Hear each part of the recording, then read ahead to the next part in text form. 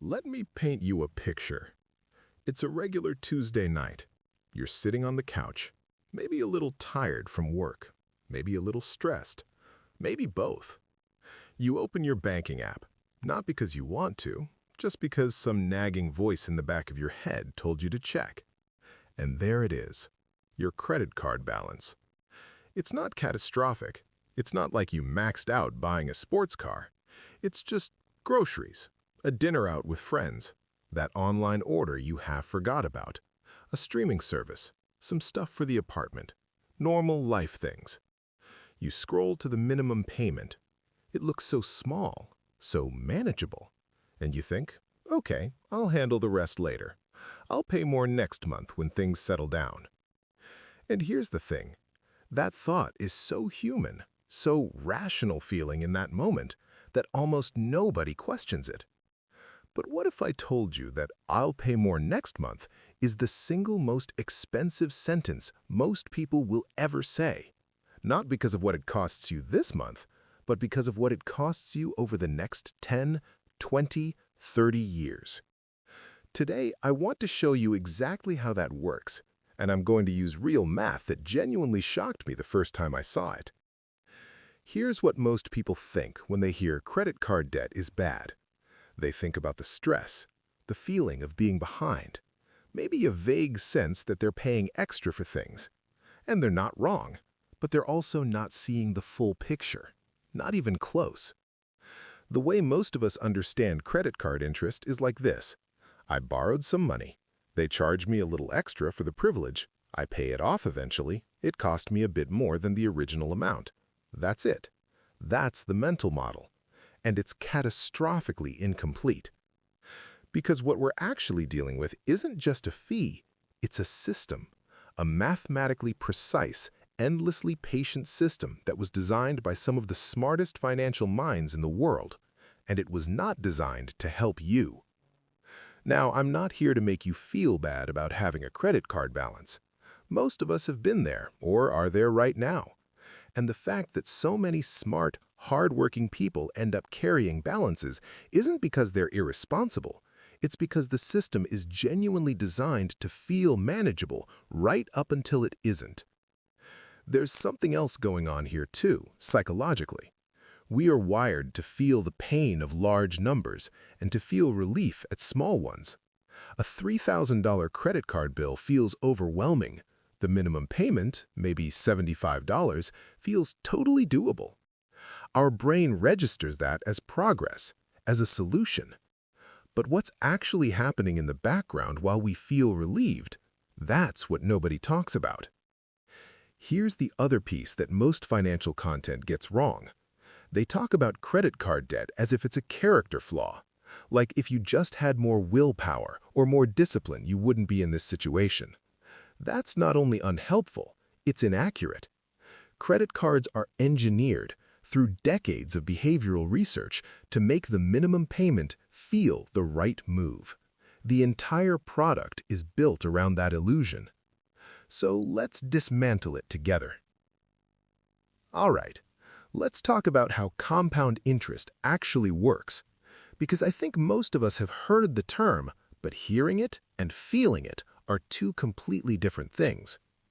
Compound interest, in simple terms, means you're paying interest on your interest. Every month that a balance sits on your card, the interest that was added last month becomes part of the balance, and now that interest is also earning interest. It's like a snowball rolling downhill, except instead of building a snowman, it's quietly extracting money from your future self. Let me give you a real example. And this is the one that changed how I think about all of this. Say you have a $5,000 credit card balance. That's not a wild number. A lot of people have more than that. The average credit card interest rate right now in most places hovers somewhere around 20% annually, and in many countries it's even higher. Let's use 20% for this. If you only make the minimum payment each month, which credit card companies typically set at around 2% of the outstanding balance, or a small fixed minimum, whichever is higher, here's what happens. You'd be paying off that $5,000 balance for roughly 28 to 30 years, almost 3 decades. And by the time you're done, you will have paid somewhere between $12,000 and $14,000 total on a $5,000 purchase. The interest alone costs more than the original amount, more than twice the original amount. Sit with that for a second. The shirt you bought in your 30s could still be costing you money in your 60s. But here's where it gets really striking, and this is the part I want you to pay close attention to. Because this isn't just about the debt itself, it's about the opportunity cost. The money you're sending to the credit card company is money you're not investing. And that gap, that difference between where your money goes versus where it could have gone, that's where the $100,000 number comes from. Let me walk you through it. Imagine you're 28 years old. You carry a modest credit card balance, let's say $4,000, which is genuinely below average in many households. You're making minimum payments. Each month, you're sending maybe $80 to $120 to the credit card company in interest and minimum payments. Now let's say instead of that, you had no balance. You had cleared it somehow. Maybe a little hustle, a lean month, a bonus. And instead of paying that $100 per month to interest, you invested it. Not in anything exotic, just a basic index fund, which has historically returned around 8 to 10% annually over long periods. If you invest $100 per month starting at age 28, and you do that consistently until age 65, 37 years, at an average return of 8%, that investment account would grow to somewhere around $220,000 to $240,000. Now let's say you carry that credit card balance for 10 years instead. Just 10 years of sending money to interest rather than investing. At the end of that period, you've paid thousands in interest, and you've also lost those 10 years of compound growth on what you could have been investing. When you factor in both the interest paid and the lost investment growth over a lifetime, the total cost can easily clear $100,000. For some people, it's significantly more. That number isn't hype, it's just math run forward. And here's the psychological part that makes this so insidious. We're terrible at thinking in decades. Our brain is very good at evaluating what's in front of us, the bill that's due, the balance on the screen, the minimum payment that feels manageable. We are not good at feeling the weight of 30 years of compound growth we'll never see because that money went somewhere else instead. There's actually a name for this in behavioral economics. It's called temporal discounting. We discount the value of future rewards almost automatically. A dollar today feels more real than a dollar 10 years from now, even though a dollar invested today could be worth $2.15 in 10 years at 8%. Our brains just don't experience future money the same way we experience present money. And the credit card industry built its entire business model around that cognitive gap. There's also something called the minimum payment trap, and it's worth naming directly. Credit card companies are legally required to calculate your minimum payment in a way that keeps you in debt as long as possible while staying technically compliant with regulations. The minimum is not designed to help you get out of debt. It's designed to keep you in it at the lowest level of discomfort for the longest period of time. The discomfort is calibrated. That's the word I keep coming back to. It's calibrated to be just uncomfortable enough that you know you should deal with it, but not so uncomfortable that you actually change your behavior in a dramatic way. And it works. Billions of dollars in profit per year say it works. Let me add one more layer here, because this isn't just a math problem, it's also a lifestyle problem. When you carry credit card debt, it subtly changes how you make decisions.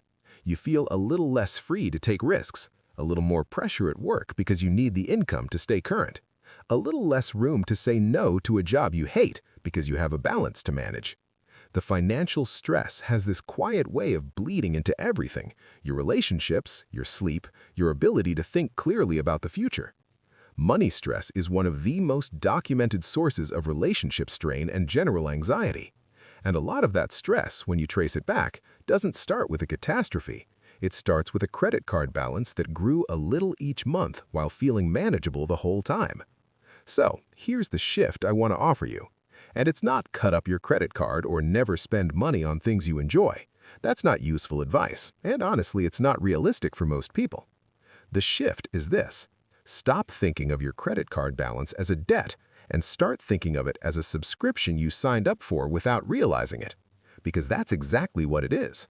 When you carry a balance at 20% interest, you have subscribed to a service that charges you 20% of whatever you owe annually in perpetuity until you cancel.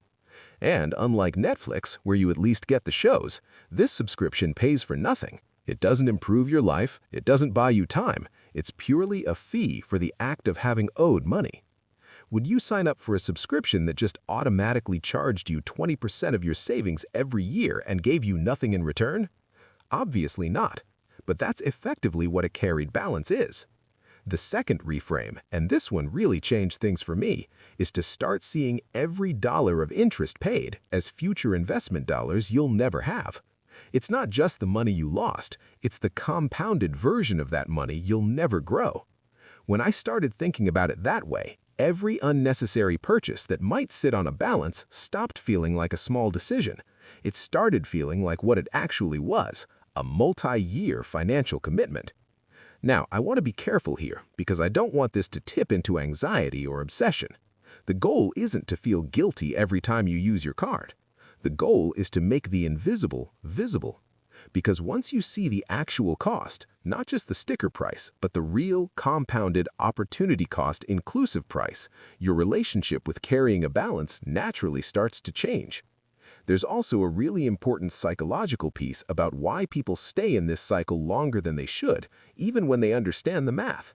And it comes down to something called financial shame. When we feel behind, when there's a balance on the card, when we're not where we thought we'd be, many of us go quiet about it. We stop looking at the statements, we pay the minimum, and try not to think about it too hard. Because thinking about it feels bad, and our brain is very good at avoiding things that feel bad. The problem is that the less you look, the more the balance grows. Financial avoidance is one of the most expensive habits a person can have, even though it feels like nothing. It feels like you're just not dealing with something, but the meter is running whether you're watching or not. So, part of the turning point is giving yourself permission to look, to actually open the statement, run the numbers, understand what you're dealing with. Not from a place of self-punishment, but from a place of making a clear-eyed decision about what you want your financial life to look like. Okay, so what do you actually do with this? I want to give you some things that are genuinely applicable, not a list of sacrifices, but a framework for thinking differently about how you use credit going forward. The first thing, and honestly the most important one, is to know your number. Not your balance, your actual cost of carrying that balance. Take whatever you owe, multiply it by your interest rate, and divide by 12. That's your monthly interest charge. Write it down somewhere, make it real. A lot of people have a vague sense that they're paying some interest, but have never looked at the exact dollar figure. When you see it clearly, when you see that you paid $68 in interest last month and that money bought you nothing, it tends to create a motivation that general advice never quite manages to produce. The second thing is to stop optimizing for the minimum payment and start optimizing for the interest line. The minimum payment is a trap. It's designed to feel like enough. Instead, ask yourself, what would I need to pay to eliminate or significantly reduce the interest charge this month? Even paying an extra $50 or $100 above the minimum can dramatically reduce how long the balance sticks around. There's actually a mathematical tipping point with credit card debt, where if your payment barely exceeds the interest being added, you're essentially running in place. The balance barely moves. You feel like you're paying, and in one sense you are, but in another sense, you're just covering the rent on the debt without actually shrinking it. Getting above that tipping point, even modestly, changes the trajectory completely. The third thing, and this is the one that has the biggest long-term impact, is to build what I'd call a buffer layer. One of the main reasons people reach for the credit card is that something unexpected comes up and there's no cash available to handle it.